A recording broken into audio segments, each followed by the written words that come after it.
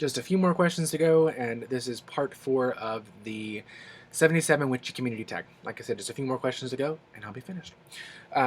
Number 64.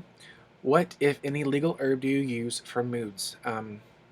Before, I've used St. John's wort for depression. It's kind of the mood stabilizer. I don't use it much anymore.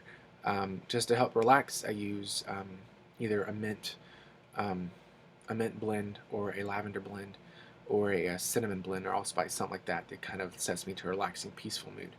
For energy, something citrus, Um,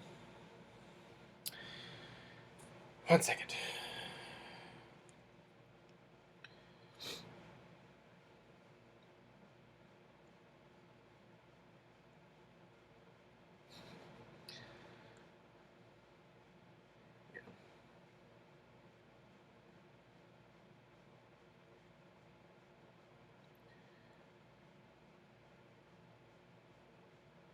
Sorry, that was my partner. Um, so, next question. 64. What is the most recent spell or ritual you have done? Slight details, please. Okay, so the most recent one that I've done was 2 days ago.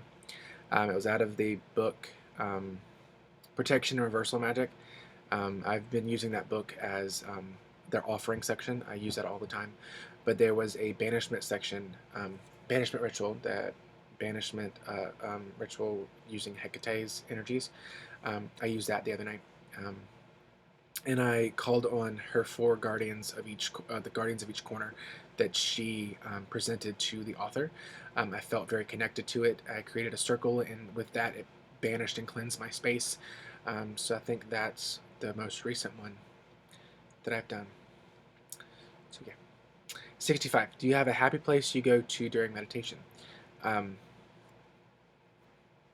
I did when I had a small meditation practice. And I still do. I still think I do have a happy place, but it changes. It's not one set thing anymore. Um, it changes depending on my intention going into it. So, what is your favorite witchy book? This is question 66. I have a ton of them, so it's really hard to say what my favorite is. But I'd say one that I go back to all the time for references and things like that.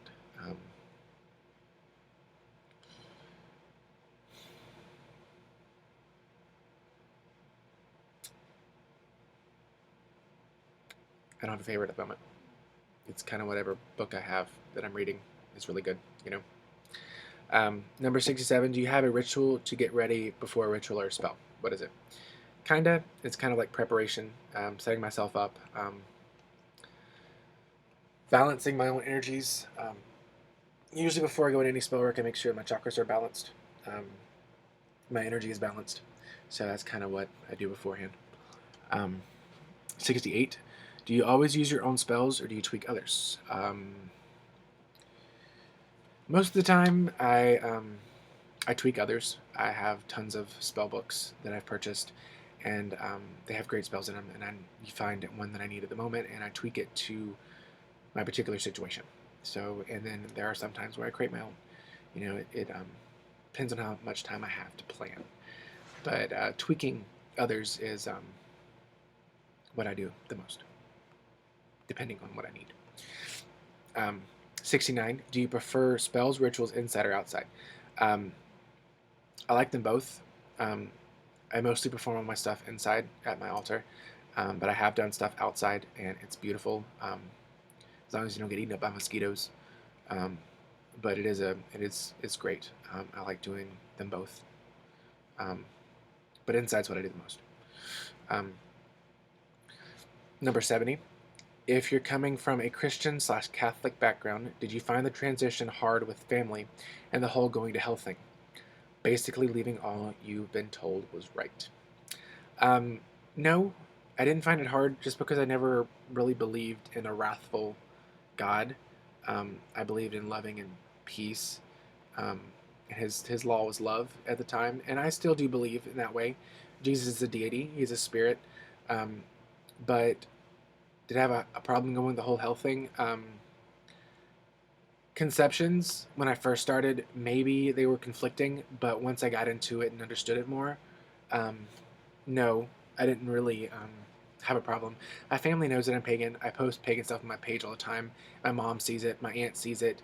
They don't say anything. I have people from my church on my Facebook, and they don't say anything about it. And if you know me on my Facebook, I post a lot. I'm a Facebook junkie. Um, but they don't say anything. I've even had my mom ask for card readings, ask for a card reading, or ask for energy. She's even starting to work with hematite to help heal her some certain pain she has. So no, they're okay with it. At the beginning, they didn't really understand it, but then when like casual conversation, they'd bring something up and I would explain it to them. They're like, "Oh, okay, yeah, that's okay, that makes sense," you know. And they're very open-minded, and that's what I love about my family. Um, Unfortunately, I know there's a lot of people out there that don't have that kind of family, but for me, mine were open-minded, so there was no problem there. Number 71. What is your totem animals, or what are your totem animals? I believe in a concept, and I haven't. It's more of a shamanic concept that I found, and it rang true with me. And I haven't worked on it since I found the concept. But hold on. But of the 9 spirit totems of self, um, the first one being your main one, the one you work with the most, the one you were born with. The then others for the 4 elements, for above and below, which are yourself, the 4 elements, which is 5, above and below, which is 7, and then left and right, which is 9. The left and right aspects equal the god and the goddess, the darker and the light path. Above and below for me equals the above, myself, and below. So it's the higher world, myself, which is the middle world, which is the animal I would use to guide in the middle world, and the lower one is what I would use as a guide, and the upper one is what I would use in a guide in those worlds. So if you understand the shamanic consciousness and the upper, lower, and middle worlds, you kind of understand that. The left and right is the god and goddess, the darker or lighter energies. I haven't found everyone on my 9 spectrum, but I have found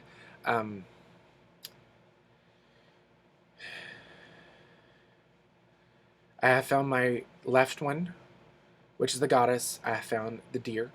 I have found my personal one, which is otter. I found my earth totem, which is wolf or stag, depending on what energies I need. They kind of switch places. And wolf was also my my fire totem. So yeah, he kind of switches for both. When I first started out, my totem animal was a wolf all the way. I didn't believe there was more than one. I didn't believe it changed. But now I understand that it changes with whatever you particularly need. So there is something that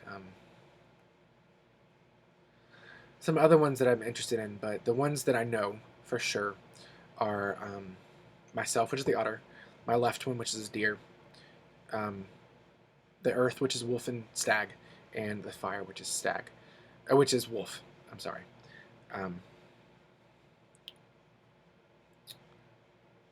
So yeah, wolf kind of plays a part into all the elements. He's always there. So there's probably other workers, at least for me. He's kind of there for all of them. But yeah, those are my totem animals. So, the 72. What are some things you reuse after spell works or rituals?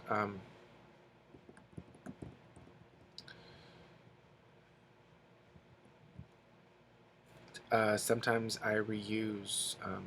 I don't really reuse the wax or anything. I get rid of that. I don't make candles, so I don't really have a purpose for it. Sometimes I'm lazy and I don't have matches, so I reuse the ends of incense sticks to light candles. Sadly, that's probably the only thing I reuse. That or sigils to keep it for later use, kind of thing. So yeah. Number 73. Who helped you most when you starting on your path? That was my friend Victoria and my sister Victoria and her mom. They helped me out a lot by understanding and helping me be myself and research and kind of put me through the ropes, kind of thing. So, 74. Do you know any good witchy phone apps like Moon Phases? Moon Phases is great. I had Moon Phases on my old phone. I don't have it on there now. Another great witchy app is actually something you probably don't think about witchy, but having a compass. Um, I have a compass on my app on my phone, and having that is very helpful, especially when you're setting up for ritual outside with a group or by yourself. You don't know the directions where you're at. I think that's very witchy. Um, Number 75. What is your favorite magical study? I love energy work, healing, and I also love reading up on different folklore. Hold on. In my car. I love reading up on different folklore from different places around the world, and different legends and things like that. So I'm gonna sneeze. I feel like I'm gonna sneeze. Okay, so almost done. 2 more questions to go. 76. What outside of the YouTube and Facebook community do you have a lot of witchy friends in the physical world? Yes. Yes, I do. My boss, my manager at work, she's pagan, and me and her are on a community board for pagans. And I know a lot of the pagans in the community that I consider my friends. Some I consider acquaintances, but a lot of them I consider my friends. And then back home, I have a few that are non and that are witchy that I consider my friends too. So, and number 77, the last one. Do you feel that the deities we work with are a force from one higher power, and that all beliefs and religions are from the same one God or place? I do believe that all gods are one God, and that God itself. Let's follow the analogy here. God itself is kind of like a diamond, and the diamond as a whole is God or is source. Um, and the different facets of the diamond, of the gemstone, are the different aspects of deity, whether it be God or goddess. Um, so if you want to, you can split source down the middle of the diamond. So the left side of the diamond is the goddess, and the right side of the diamond is the god, and the different facets of that side are the different faces or the different names of that god. I always found that way of describing it extremely interesting, and then it stuck with me. Um, and then something that just popped in my mind one day. I was like, oh, that makes sense. So yeah. So I hope you guys liked these videos. That is the last question of the community tag. Now I have to get ready for work, so I will upload these throughout my work day to day. So I hope you guys have a great weekend, and until next time, many blessings.